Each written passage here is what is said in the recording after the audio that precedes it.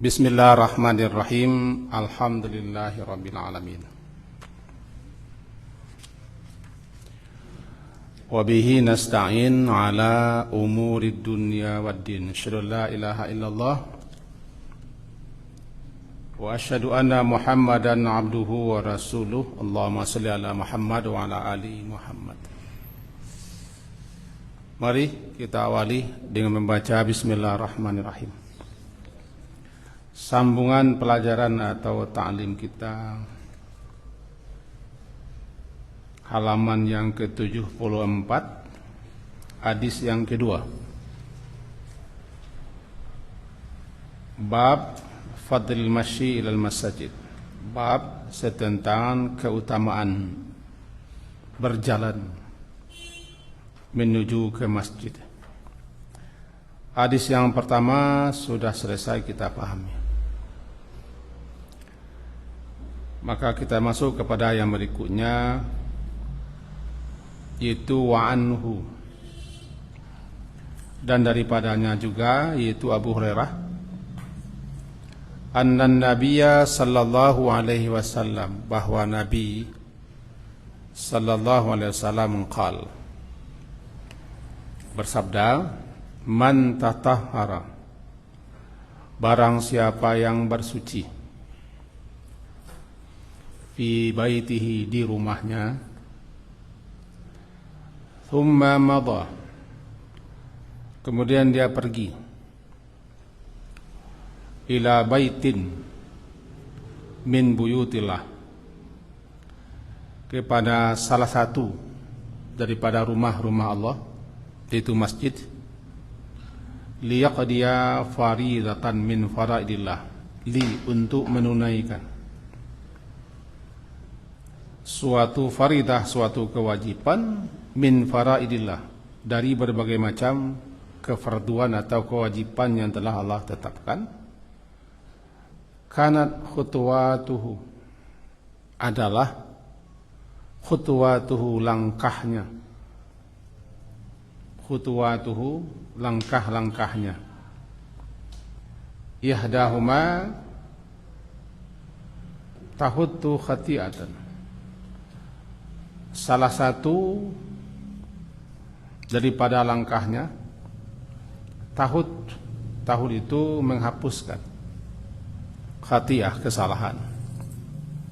Wal ukhra, dan langkah yang lain, tarfa'u darajah, meninggikan, mengangkat derajat. Hadis riwayat Imam Muslim. Mari kita pahami sejenak karena sudah sering kita dengar. Yang pertama dulu,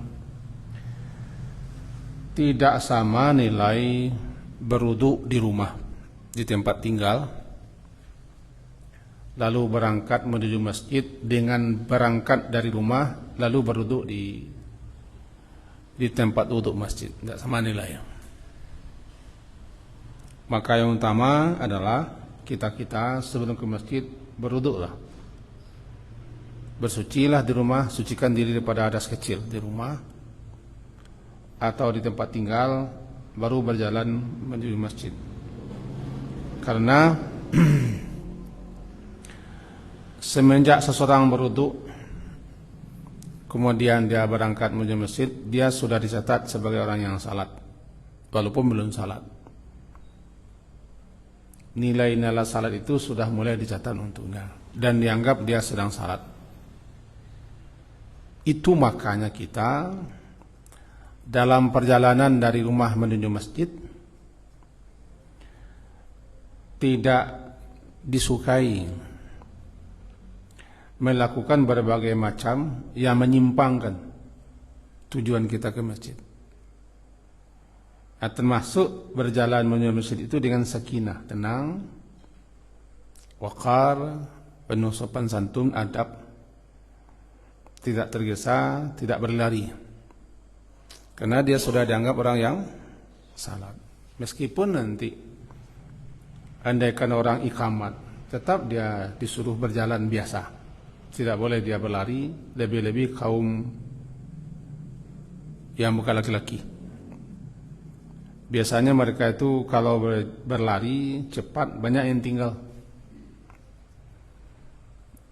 kaum yang tidak laki-laki. Banyak masalahnya nanti. Di perempuan lebih utama dilarang berlari, berjalan cepat. Kadang tanpa sengaja terangkat dan diangkat kain sebelah. Karena ngerti Indonesia seminang. Kadang-kadang bajenjeng kain sebelah. Nampak aurat. Jadi itu yang pertama, itu man tatahhara, bersuci. Bersuci di sini bukan bersuci istilah orang kita. Kalau bersuci orang kita adalah cebok. Kalau orang wak mengecian atau sebagian orang wak mengecian nama suci ko cebok. Yang bersuci itu adalah lantaran kita berhadas kecil atau berhadas besar, sehingga kita tidak suci. Lalu kita sucikan diri. Jika hadas kecil, ya berwudu. Jika hadas besar, ya mandi. Kalau tidak bisa, ya tayamum. Itu yang tatahhara, suci. Bukan cebok. Dan kebiasaan juga oleh sebagian orang kadang-kadang setiap akan berwudu cebok dia. Walaupun dia tidak kencing atau tidak buang kecil, cebok. Padahal tidak ada disuruh atau bukan mesti lakukan itu. Setiap berwudu cebok, setiap berwudu cebok. Cebok bahasa orang itu kan mensucikan diri dari najis yang melekat, yang menempel, yang tersisa di tempat keluar najis. Misalnya kencing, di situ ada sisa najis tinggal, itu yang kita bersihkan. Atau buang besar, di situ ada najis, itu yang kita bersihkan. Nah, membersihkan diri daripada sisa-sisa najis setelah BAK BAB, itu yang disebut dengan bersuci dari najis. Jadi kalau kita tidak kencing, pipis, buang kecil, apalagi buang besar, lalu tadi kita kentut, masuk waktu salat, langsung berwudu, tidak pakai cebok. Aneh kita cebokan, dan kebersihan apa? Tidak ada kan? Cuma barangkali terbiasa. Terbiasa ada orang yang setiap akan berwudu dia pipis, setiap akan berwudu dia buang air, cebok. Terbawa. Jadi tidak ada dan tidak menjadi syarat kalau akan berwudu itu cebok dulu. Tidak cebok pun tidak masalah. Itu yang barangkali agak perlu dijelaskan tentang bersuci. Nah, itu dua. Yang tiga, lalu berwudu di rumah, suci daripada najis, suci daripada hadas. Berjalan kita menuju masjid. Summa kemudian sini, summa mada dia berangkat pergi menuju ila baitin ke rumah, min buyut daripada rumah-rumah Allah. Artinya dia berangkat menuju kepada salah satu masjid yang disebut dengan Baitullah, rumah Allah. Rumah Allah di permukaan bumi adalah masjid. Dikatakan dia rumah Allah itu untuk kemuliaan, disandarkan kepada Allah untuk memuliakannya, mengagungkannya, mengistimewakannya. Rumah Allah. Tentu saja bukan berarti Allah itu punya rumah dan Allah ada di situ. Baitullah adalah rumah Allah, yaitu rumah bangunan yang dibangun untuk beribadah kepada Allah, seperti salat dan lain sebagainya. Apa namanya dia rumah Allah, rumah yang dibangun yang ditegakkan didirikan di atas kata wakaf untuk dipakai, dipergunakan buat beribadah kepada Allah dan kegiatan-kegiatan lain. Baitullah atau masjid itu adalah sebaik-baik tempat di muka bumi. Tidak ada tempat yang terbaik di permukaan bumi ini kecuali Baitullah. Walaupun Baitullah atau masjid atau musala surau itu sangat sederhana, walaupun kecil, tidak megah, tidak dibangun, tidak biaya sekian miliaran, enggak. Yang penting dia itu masjid, musala atau surau. Salat berjamaah di situ. Meskipun dindingnya dinding tadia, lantainya lantai bambu dibelah puluh-puluh, jenjangnya jenjang kayu, atapnya rumbia, tidak pakai mikrofon, tidak pakai minara, tapi dipakai untuk beribadah salat siang malam. Itu tempat yang paling mulia, khairul biqa. Lebih mulia, lebih baik, lebih utama daripada gedung apapun yang dibangun orang di atas dunia. Kenapa? Karena dia adalah tempat yang disediakan daripada harta wakaf agar orang-orang di situ menyembah Allah. Nah, tujuan kita diciptakan untuk beribadah kepada Allah. Bernamalah dia khairul biqa, sebaik-baik bidang tanah atau tempat yang di situ dibangun rumah adalah masjid. Dengan begitu, orang yang berangkat menuju masjid berarti dia berangkat menuju ke rumah Allah, ke tempat yang terbaik. Maka disitulah tak nilai tingginya keutamaan berangkat menuju masjid dengan berwuduk dulu, baru berangkat, dengan berangkat baru berwuduk. Kenapa? Ya kita bersih dulu, kita bersih dari najis, bersih daripada hadas. Berbeda nilainya orang yang belum bersih. Lalu di WC, di tempat baru di masjid dia membersihkan diri, berbeda nilainya. Nilainya ada tapi berbeda nilai. Ini man tatahara. Man tatahara fi baitihi, di rumahnya, thumma madha ila baitin min buyutillah. Siapa yang bersuci di rumahnya, thumma kemudian dia madha, berangkat pergi menuju ke rumah Allah atau masjid, liyaqdiya, yang tujuannya li yang tujuannya tidak lain tidak bukan agar dia bisa yaqdi, menunaikan. Li, agar dengan begitu dia bisa menunaikan, yaqdi. Faridatan, salah satu faridah, salah satu kewajiban, kefarduan. Min faraidillah, dari berbagai macam faraid, kefarduan dan kewajiban yang telah Allah fardukan atau yang telah Allah wajibkan. Yakni di sini adalah salat. Karena salat itu fardu, rukun Islam. Jadi tujuannya ke masjid itu liyaqdiya, untuk menunaikan kefarduan salat.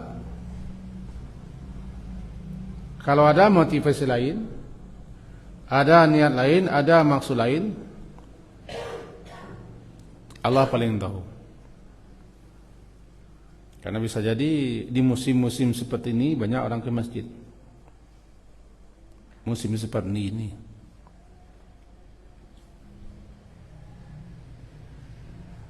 Karena perlu terang dah. Musim seperti ini deh, datang ke masjid.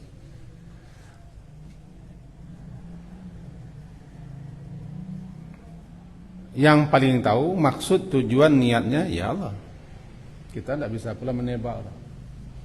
Dan kita dilarang pula mengorek-ngorek, membela dada orang untuk kita ketahui apa maksud, apa niat, apa tujuan. Tidak. Yang penting dia datang ke rumah Allah untuk menunaikan dia kefarduan, salah satu kefarduan salat, salah satu kefarduan yang Allah fardukan yaitu salat. Itu pentingnya ikhlas. Kalau tidak ikhlas ya habis. Nilai-nilai yang disediakan, fadilah-fadilah keutamaan yang Allah sediakan, tidak ada, habis. Salah niat. Jadi niat sangat menentukan. Bahkan salah niat bisa jadi amalan yang kita kerjakan batal, tidak diterima. Kanat khutuwatuhu adalah khutuwat itu jamak daripada khatwah. Khatwah langkah, khutuwat langkah-langkah. Yang dikatakan khatwah jarak antara dua kaki. Jarak antara dua kaki namanya khatwah. Bahasa orang awak langkah. Jadi adalah langkah-langkahnya khutuwat, langkah-langkahnya orang yang telah bersuci di rumah berangkat menuju masjid untuk menunaikan kefarduan salat. Langkah-langkahnya khutuwatu langkah-langkahnya. Ihdahuma, langkah kan cuma dua. Di Minang langkah kena ampeknya. Langkah ampek namanya.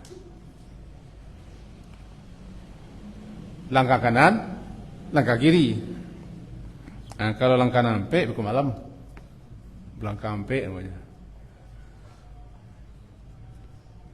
Salah satu langkahnya ihdahuma dimajukan ke depan kanan.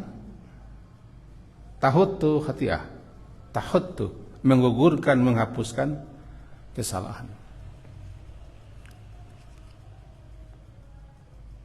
Wal ukhra, dan langkah yang lainnya kaki kiri. Karena memang kita disunahkan melangkah ke tempatnya baik, apalagi ke rumah Allah kanan. Wa ukhra, dan langkah kaki yang lain tarfa, mengangkat, meninggikan derajatnya. Dua langkah, kanan kiri. Hitunglah. Jika langkahnya ke masjid itu sekian langkah, kali saja berapa kesalahan yang dihapuskannya. Ya. Jika dia langkah sekian, ya kali lah. Satu langkah kan satu kesalahan dihapus, satu langkah naik satu derajat di sisi Allah Subhanahu wa ta'ala. Sehingga dalam hadis lain kan kasratul khuta ilal masajid, memperbanyak langkah ke masjid. Sering-sering datang ke masjid, kan itu dapat menghapuskan kesalahan. Alangkah bahagianya orang yang tahu ini lalu dikerjakannya, terasa nikmatnya bahwa langkahnya itu menghapus kesalahan.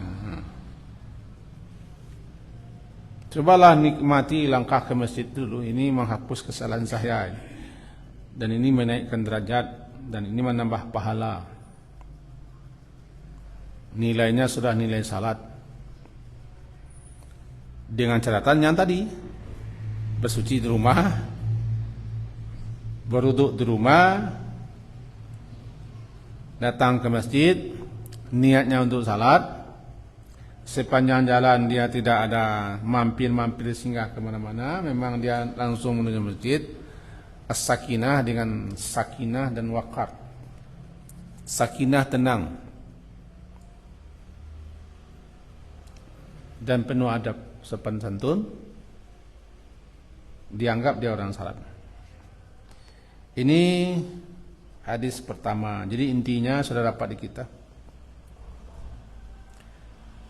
bahwa kita garis bawahi intinya dulu, tidak sama nilai orang yang di rumahnya berwudu lalu berangkat ke masjid dengan orang yang berangkat ke masjid berwudu di tempat untuk masjid. Nah, sama nilai, sama-sama punya nilai.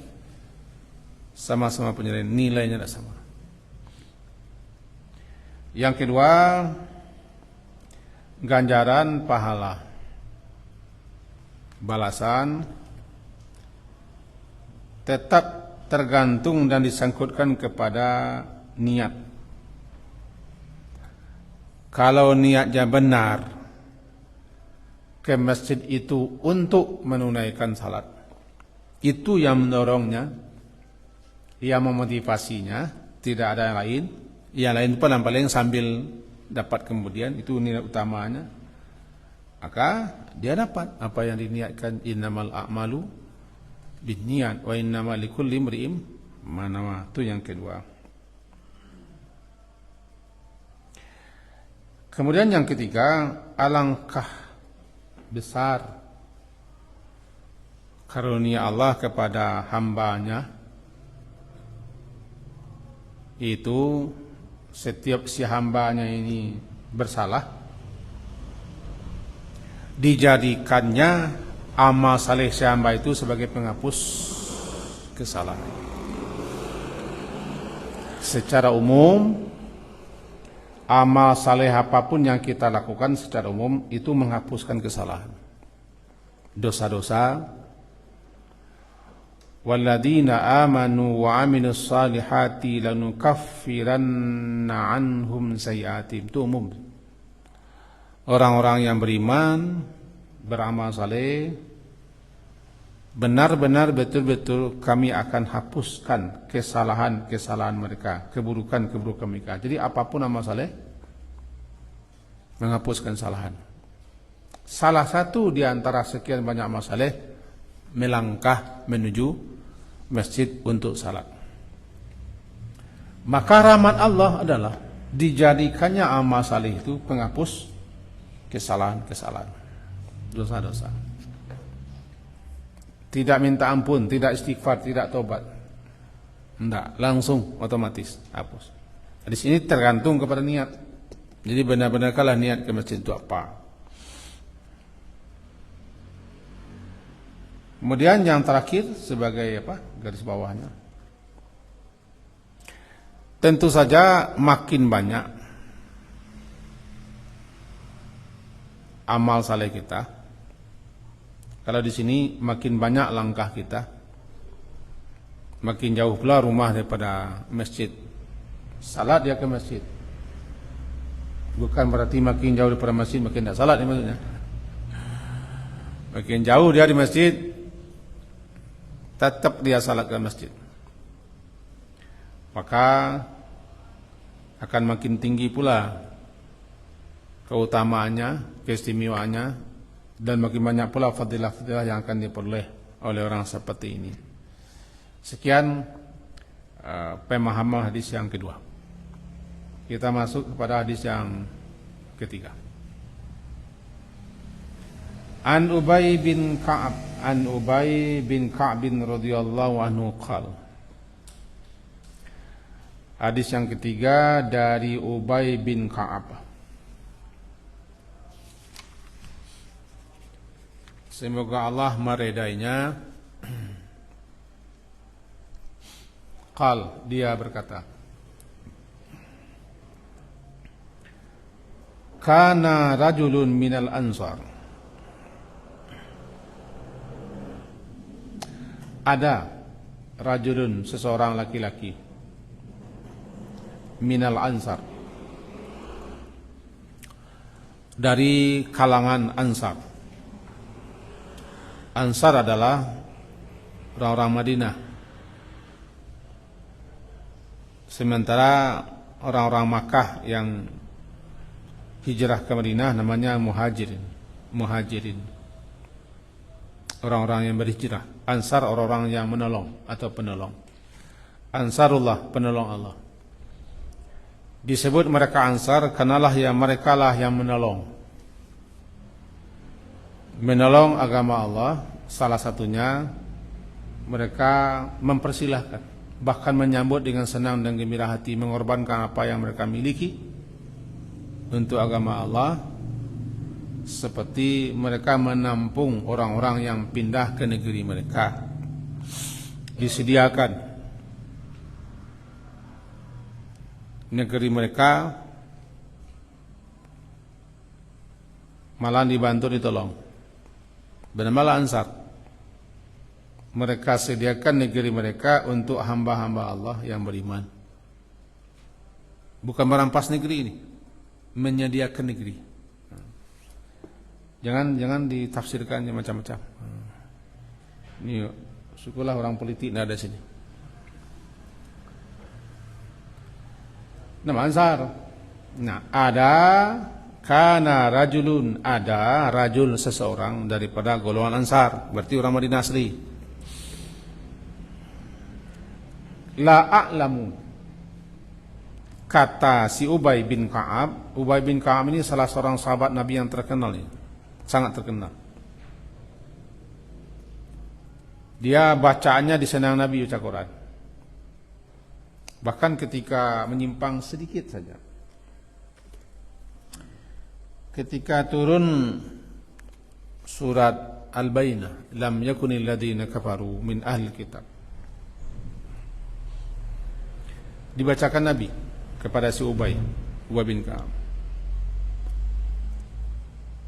Kata beliau, kita ringkas saja, saya disuruh oleh Allah membacakannya kepadamu ayat ini, lam yakunil ladzina kafaru min ahli kitab. Kata Ubay, ya Rasulullah, apakah nama saya disebut oleh Allah? Nama saya disebut oleh Allah? Iya, namamu disebut. Bacakan surat ini kepada Ubay. Menangis dia. Namanya disebut oleh Allah. Barangkali agak kurang terasa di kita. Kapatang bo basoyo Pak Gubernur, kita kawan. Ditanyanya aku, disebutnya nama dia.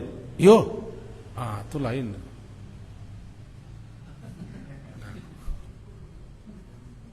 Disebut ini bang. Apalagi bertemu dengan orang seberang Pulau Sumatera, malah saya menyebut namanya. Sabut nama. Itu lain kayak bau sekali itu. Nama dia disebutnya, iyalah. Nah sekarang yang menyebut nama siapa? Ya Rasulullah, nama saya disebut oleh Allah. Iya, bacakan ini kepada Umayyah. Menangis. Jadi saya ingin membawakan rasa ini kepada kita. Nah, Ubay ini bercerita. Ditanya, kana rajulun, ada seseorang laki-laki daripada golongan Ansar, la a'lam, yang saya tidak tahu. La a'lam, saya tidak tahu ahadan, seorang pun jua, yang ab'ada minal masjid minhu, yang ab'ada yang jauh, yang lebih jauh rumahnya, tempat tinggalnya daripada masjid, minal masjid, daripadanya. Jadi saya, kata Ubay, yang setahu saya tidak ada orang yang lebih jauh rumah tempat tinggalnya daripada masjid selain daripada dia. Jadi berarti dia yang paling jauh. Saya menggambarkan bukan Madinah zaman sekarang, bukan. Madinah zaman Nabi, yang belum ada lagi rumah-rumah, banyak padang-padang pasirnya. Melintasi gurun-gurun. Jangan gambarkan Madinah sekarang. Kawan saya sudah 26 tahun di situ, bercerita ketika saya ketemu dengan dia di Madinah. Dia menjelaskan yang Madinah itu yang mana, yang kota Madinah itu yang mana. Dikatakannya kepada saya, yang kota Madinah itu adalah yang di pagar ini.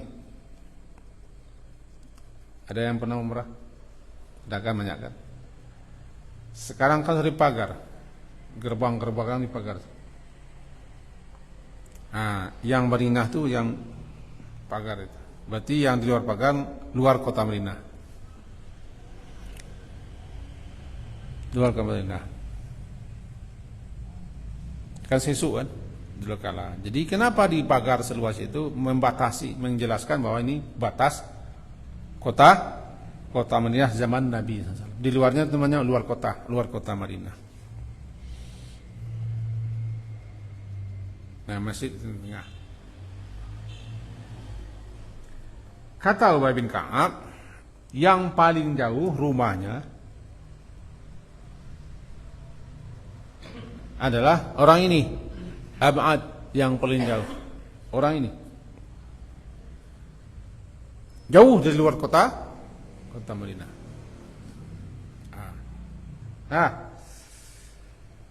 Lalu wa kanat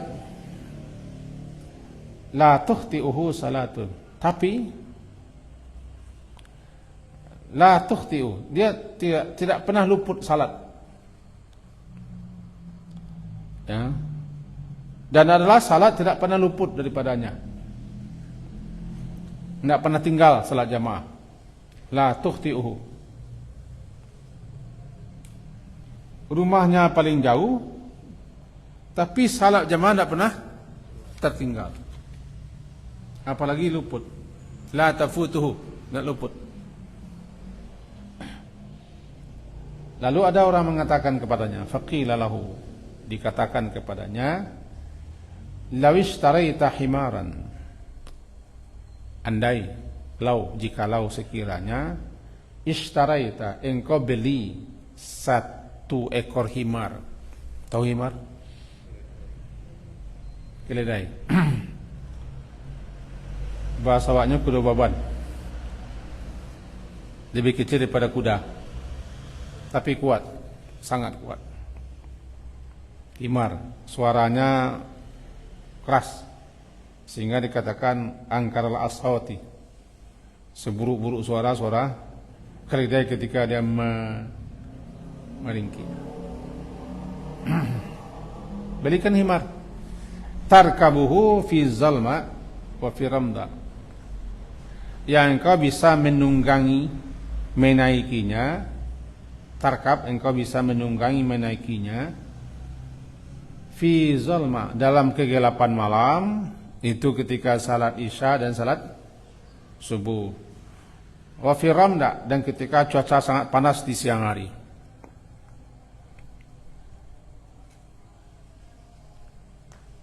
Panas di daerah itu luar biasa lah. Kemarin saja 45 derajat Celcius.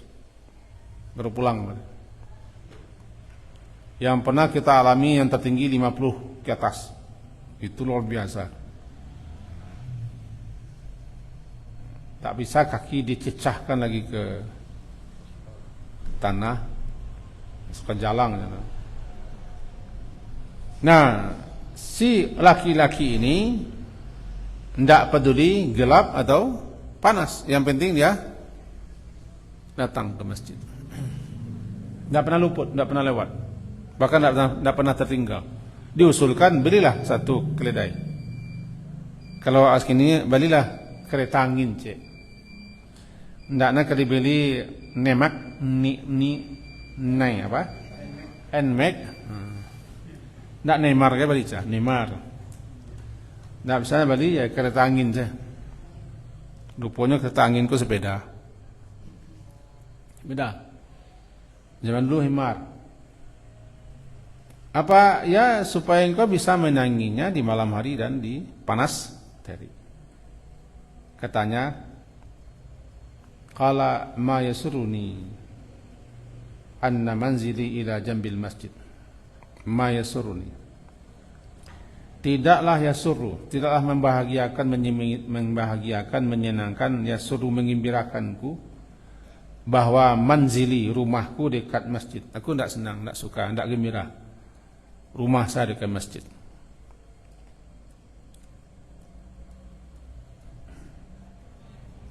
Ini sesungguhnya aku uridu, aku ingin ayuk tabali, aku ingin agar dituliskan untukku mamsyaya, langkah kakiku, mamsyaya, langkah kakiku ilal masjid. Ingin ditulis pahala, ganjaran, fadilah, keutamaan langkah kakiku, mamsyaya, langkah kakiku ke masjid, wa ruju'i, dan pulangnya aku dari masjid. Aku ingin langkah-langkah kakiku menuju masjid dan pulangnya aku dari masjid, ingin aku untuk itu ditulis ganjarannya, fadilahnya, keutamaannya. Itu ruju'i, kembalinya aku, idza raja'tu, ketika aku kembali ila ahli, ke keluarga aku. Mendengar itu, faqala Rasulullah sallallahu alaihi wasallam, bersabda Rasulullah sallallahu alaihi wasallam, qad jama'allahu laka dzalika kullah. Qad jama'a, sungguh telah mengumpulkan, jama' menghimpun, mengumpulkan Allah laka, untukmu, zalika kullu, zalika kullu, semuanya itu, zalika itu, kullah itu semuanya. Itu kira-kira terjemahannya dan kita ulas. Nah, kita ambil dulu beberapa pelajaran. Orang lazan linda menyalai sunnah waktu itu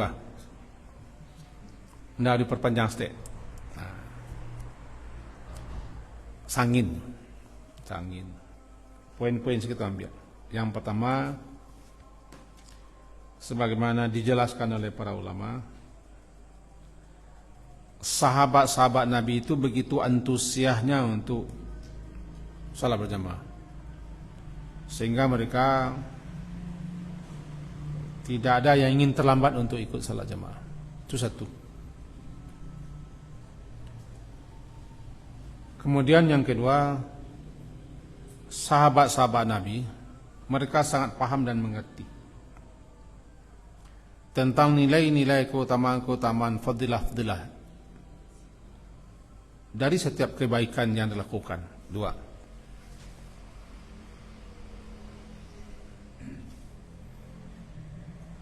seperti ini, dia tidak suka, tidak bahagia dia andai ke rumahnya dekat masjid, dia tidak bahagia. Yang dia bahagia adalah dialah jauh tapi bisa berjalan pulang pergi, dan diharapkannya pahalanya, fadilahnya. Jadi itu begitu tinggi pemahaman sahabat tentang nilai-nilai amal saleh dan kebaikan.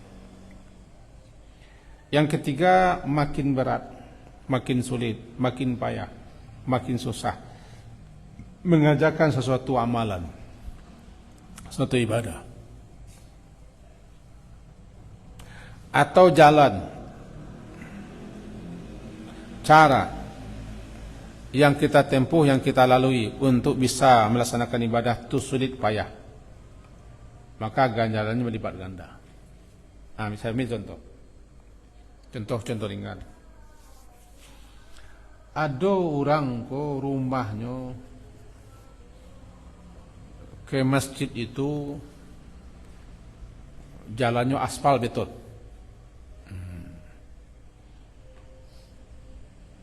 Tapi ada orang rumah ke masjid nya tinggal di Sinan, sehingga melalui pematang sawah, becek atau sempit atau berlubang-lubang, nilai tidak sama. Kepayahan, kesusahan orang untuk bisa melaksanakan ibadah berbeda dengan kegampangan, kemudahan orang untuk bisa melaksanakan ibadah. Jadi kesusahan, kepayahan, jalan yang tempuh, cara yang tempuh agar bisa melaksanakan ibadah, makin tinggi tingkat kepayahan dan kesulitannya untuk bisa kita melaksanakan ibadah, maka makin tinggi fadilah nilainya. Makin mudah kita menuju ke tempat ibadah, makin gampang kita menuju ke sana. Tidak betul-betul ada hambatan rintangan, tentu nilainya ada, cuma dibanding dengan susah. Si A rumahnya 100 meter daripada musala. Saudara musala itu sudah ulang. Surau Langka 100 meter rumahnya, si B 100 meter pula. Tapi si A 100 meter itu mudah datang, akses ke masjid mudah. Sementara si B 100 meter juga banyak lorong-lorong dilewati. Kadang-kadang gelap, kadang-kadang becek, tidak lancar. Secara nilai, tingkat kepayaan si B lebih daripada si A. Maka nilai si B lebih tinggi. Lebih tinggi. Itu sahabat sangat paham. Biarlah saya susah-susah datang ke masjid. Mau panas, mau hujan, tidak masalah. Saya ingin menikmatinya. Langkah-langkah kaki saya ditulis.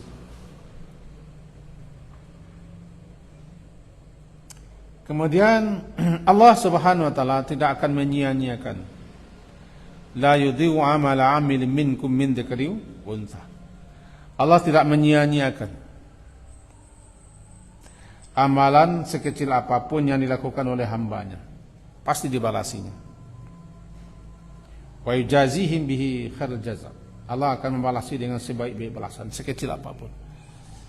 Tidak ada suatu ibadah, suatu amalan, suatu kebaikan yang terbuang, yang tersia-siakan di sisi Allah, walaupun sebesar biji zarrah sekalipun tetap. Berarti ibadah yang kita lakukan, kita lakukan walaupun secuil, tidak disia-siakan.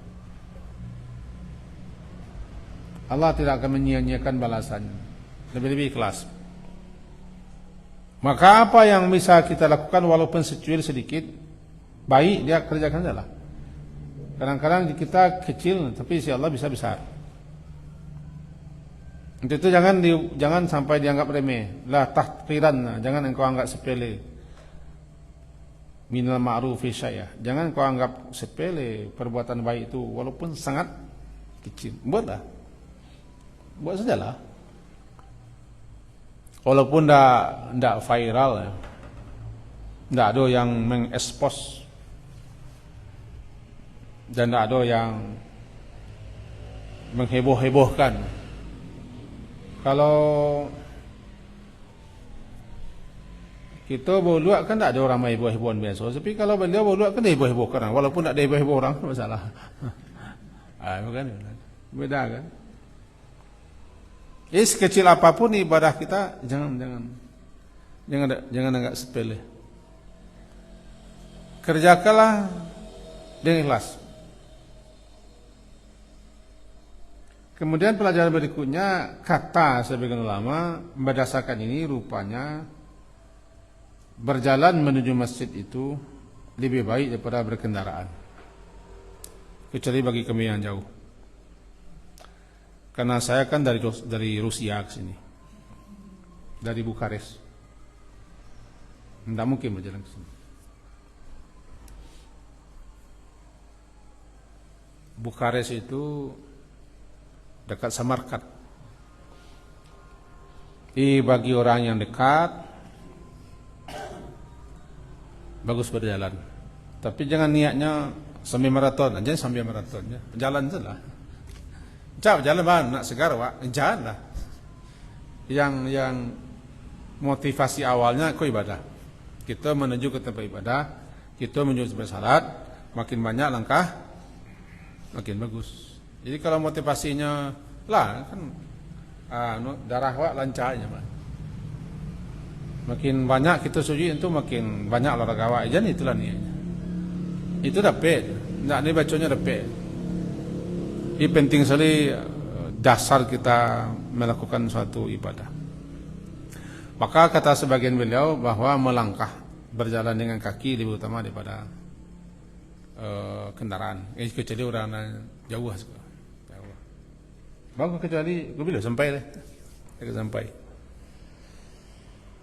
Kemudian terakhir dalam kitab Kitab Targhib wa Tarhib oleh Al-Hafiz Al-Munziri.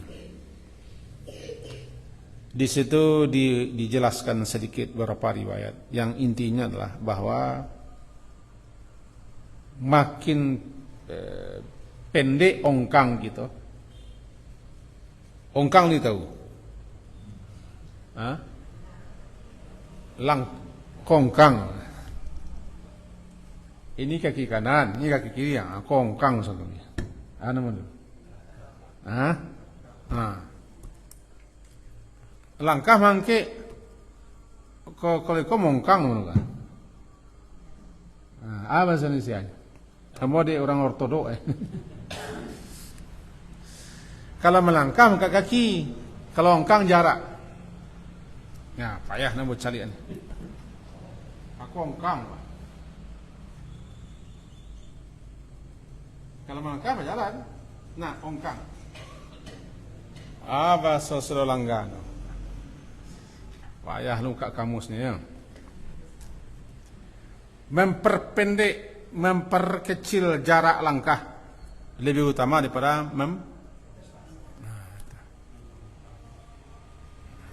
Nggak tahu kok. Itu kan ada bahasa Yunani gitu dah.